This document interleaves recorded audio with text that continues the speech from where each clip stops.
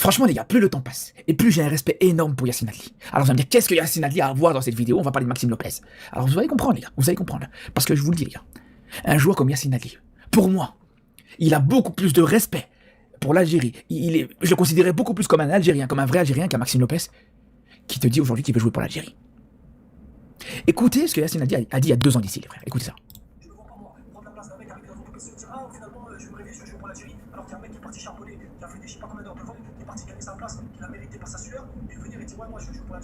Vous voyez ça? Il y a 2 ans d'ici, les frères, quand on a dit ça, je me suis dit, ouais, c'est de l'hypocrisie.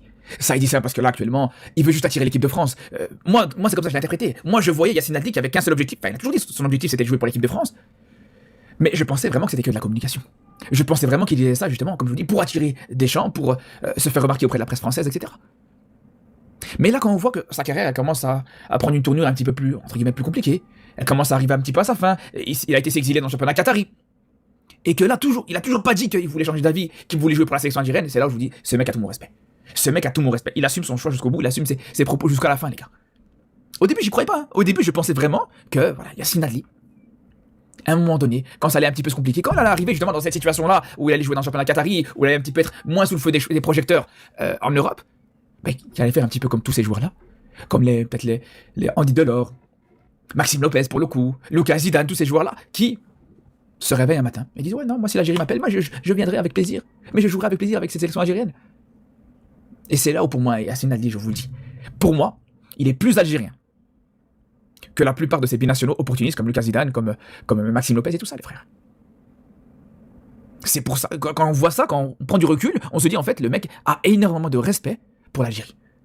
Quand il te dit voilà, je me vois pas prendre la place d'un joueur qui a charbonné, qui a bataillé pendant des années pour cette équipe d'Algérie, pour se qualifier dans une compétition, et venir moi prendre leur place. Et c'est ça que voilà, pour moi aujourd'hui, que je considère comme un manque de respect énorme de la part d'un joueur comme Maxime Lopez, qui aujourd'hui, après avoir tourné le dos à l'Algérie pendant longtemps, après avoir dit pendant longtemps que voilà, son premier objectif c'était l'équipe de France, ben voilà, 12 ans après que l'Algérie n'a plus connu de Coupe du Monde, il arrive et te dit ouais non mais en fait, ouais non mais l'Algérie, tout compte fait, ouais ça m'intéresse au final, ça m'intéresse. Mais franchement c'est honteux les gars, moi je trouve que cette mentalité pour moi elle me dégoûte, je vous le dis les frères. Là où encore une fois, Yacine Adli, regardez, la différence, Yacine Adli, regardez ce qu'il dit.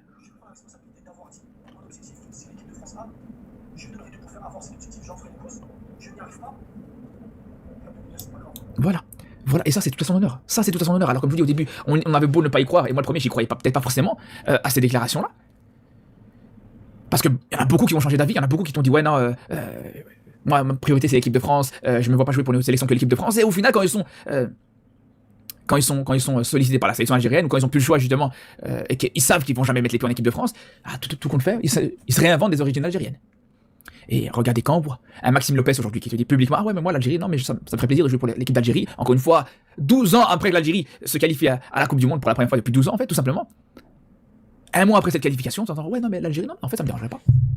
Ça va s'arranger pour te faire des interviews à gauche à droite pour clamer haut et fort son amour pour l'Algérie, ses origines algériennes de par sa mère les gars. Alors que voilà, quoi, 2 ans d'ici, 3 ans d'ici, et regardez ce qu'il disait.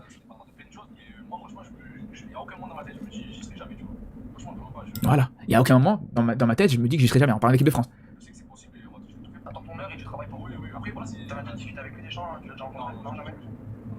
Voilà, donc à ce moment-là les gars, il sait très bien, dans sa tête il s'est dit, il est persuadé qu'il va jouer pour l'équipe de France. Dans sa tête il est persuadé que voilà, un jour il sera international français en fait.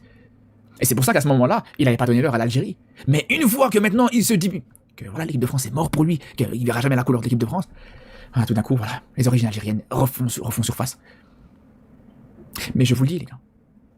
Je vous le dis les gars. S'il joue pour la sélection algérienne, mais ça serait une de ses hontes. Pour le football algérien, pour l'équipe d'Algérie, mais pour l'Afrique en général les gars. D'accepter ce genre d'opportuniste. Mais je vous le dis les frères. Ça serait une honte. Et comme aujourd'hui, voilà, j'en ai parlé pour certains qui jouent au Maroc actuellement. Hein. Moi un Massina par exemple, un Massina, je le porterai jamais dans mon cœur. Peu importe, il peut même te ramener une canne, je le porterai jamais dans mon cœur ce joueur. Pourquoi? Parce que le mec a dit, il y a quelques années d'ici, j'ai rien à voir avec le Maroc, ouvertement les gars, ni de par ma culture, de par ma religion, de par mes origines, etc. Je me sentirai jamais représenté par un Adam Massina, ça c'est clair et net. C'est un peu différent de la part de Brahim Diaz, parce que Brahim Diaz, même si pendant longtemps son rêve était de jouer pour la sélection espagnole, il faut se le dire, les gars, la différence c'est que Brahim Diaz par exemple, il a refusé de jouer pour l'équipe d'Espagne à un moment donné. À un moment donné il avait les deux choix, mais il s'est dit je vais jouer pour le Maroc. Faut se rappeler les gars, il y a 2 ans d'ici, avant que l'Espagne plutôt gagne l'Euro, Brahim Diaz aurait pu jouer avec cette sélection. Je dis pas qu'il aurait été titulaire indiscutable, bien sûr, mais il aurait pu être dans le groupe. C'est peut-être un petit peu la différence. Comme je vous dis, les cas des binationaux, à chaque fois, ça se gère au cas par cas. Et c'est pas parce que t'as des joueurs qui sont marocains que je dirais ah non mais eux c'est pas grave, eux c'est des cas différents, eux c'est ouais, y a des cas qui sont un peu voilà. Mais quand on prend le cas de Maxime Lopez, moi je suis désolé les frères, je suis désolé, pour moi ça serait vraiment vraiment honteux que la fédération algérienne, que l'équipe d'Algérie se rabaisse à reconvoquer un joueur comme ça. Pour moi c'est même encore pire que Lucas Zidane parce que vous savez il y a un truc qui est quand même très grave, très humiliant par rapport à ça, c'est que t'as même pas forcément besoin de ce joueur-là au final. À la limite Lucas Zidane, on peut comprendre. C'est un poste où c'est un peu compliqué pour l'Algérie actuellement, depuis le départ de Mbolhi et tout ça. Enfin, depuis la trêve internationale de Mbolhi. Plutôt la retraite internationale de Mbolhi. Et c'est sûr que l'Algérie a du mal à retrouver un gardien pour le succéder. Mais aujourd'hui, on va pas se mentir, les gars. Aujourd'hui, on va pas se mentir, les frères. Autant pour le poste de gardien, on peut comprendre. Mais des joueurs comme, avec le profil de Maxime Lopez, mais t'en as 150 dans la sélection algérienne. T'en as énormément des meilleurs que Maxime Lopez, pour le coup. Même dans le championnat algérien, je suis pas un grand expert du championnat algérien, mais même dans le championnat algérien, je suis persuadé que t'as des meilleurs joueurs que lui. Des joueurs plus intéressants, ou au moins au niveau de Maxime Lopez. À la limite, même à Yacine Ladli, les gars. Même Yacine Ladli, ça aurait pu se discuter parce que Yacine Ladli jouait un poste un peu plus intéressant pour la sélection algérienne, un poste justement où pour moi il pourrait avoir sa place tous les jours. Hein. Yacine Ladli aujourd'hui, il joue à la sélection algérienne, à un poste de numéro 6, de milieu défensif, etc. Pour moi, il pourrait avoir sa place. Largement, les gars. Parce qu'aujourd'hui, on sait qu'à ce poste-là, c'est un peu compliqué. Entre Ben Taleb, qui apporte pas satisfaction, Zorgan, pareil, Zerouki, on n'en parle même pas. Titraoui, on va voir ce qu'il va vraiment apporter à cette équipe. Peut-être que Titraoui peut être justement la pépite à ce poste-là. Mais je vous dis, Yacine Ladli n'aurait pas du tout fait tâche dans cette sélection algérienne. Et pour le coup, voilà, le mec te dit ouvertement, non, mon choix il est fait. Si l'équipe de France me convoque, tant mieux. Si pas, ben voilà, c'est le destin, c'est Mekto, comme il dit. Et on passe à autre chose. Bref, on va sur ça, les gars. On va sur ça. J'espère vraiment, les gars. J'espère vraiment que c'est quelque chose qui se fera pas, les gars.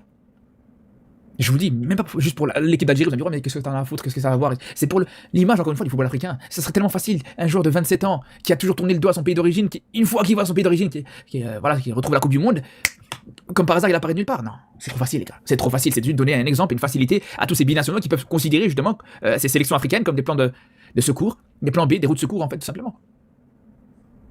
Et c'est là où, pour moi, c'est inacceptable, les gars. Bref, on va sur ça, les gars. On va sur ça et... Moi, je pense qu'il y a des grandes chances, de très très grandes chances que ça se fasse. Hein. Moi, je vous le dis, les gars. Vous savez pourquoi? Parce que Petkovic s'en fout. Parce que Petkovic n'a rien d'algérien. Parce que Petkovic ne s'en fout vraiment de ce principe-là. Là où, justement, un Belmadi n'aurait jamais laissé passer ça. Jamais Belmadi t'aurait convoqué un Maxime Lopez dans ces conditions-là. Mais jamais de la vie, les frères. C'est ça toute la différence, encore une fois. Bref, en tout cas, voilà. On va sur ça. On se dit à très vite pour parler de football africain, d'habitude, et de football européen. Et surtout d'ici là, les gars. Prenez soin de vous.